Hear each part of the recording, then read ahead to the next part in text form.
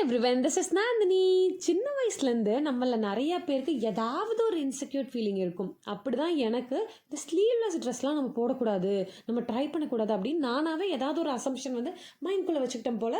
சின்ன வயசுலேருந்து எனக்கு ஞாபகம் இருக்கிற வரைக்கும் நான் இந்த மாதிரி போட்டதே வந்து கிடையாது.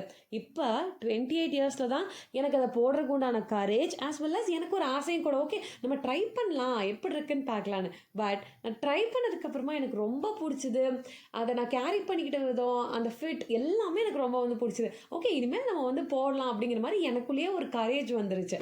ஸோ நீங்கள் ஏதாவது வந்து ட்ரை பண்ணணும்னு நினச்சிட்டு இருந்தீங்கன்னா வெயிட் பண்ணாதீங்க. யாருக்காகவும், யாரோட ஜட்ஜ்மெண்ட், யாரோட காம்ப்ளிமெண்ட்ஸ்க்காகவும் நம்ம வெயிட் பண்ண வேணாம். நமக்கு பிடிச்சதுனா நம்ம செஞ்சிடலாம். இந்த ட்ரெஸ்ஸோட லிங்க் வந்து நான் இந்த டேக் ப்ராடக்ட்டில் கொடுத்துருக்கேன். உங்களுக்கு வேணும்னா கிளிக் பண்ணி பர்ச்சேஸ் பண்ணிக்கலாம்.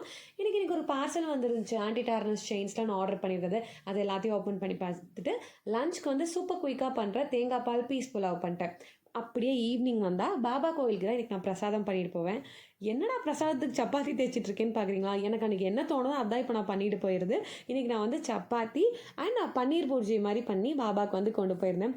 இப்போ நான் அதை ஒரு பாஸ்ட் 1 மந்த்தாக பண்ணிகிட்ருக்கேன் and I feel very happy. சூப்பராக குளிர்திங்க. ஸோ ஸ்வெட்டர் போட்டு மாஸ்க் போட்டு கோயிலுக்கு கிளம்பிட்டேன். ஸோ என்னோட டே இன்றைக்கி இப்படி தான் ரொம்ப காமாக பீஸ்ஃபுல்லாக முடிஞ்சிச்சு.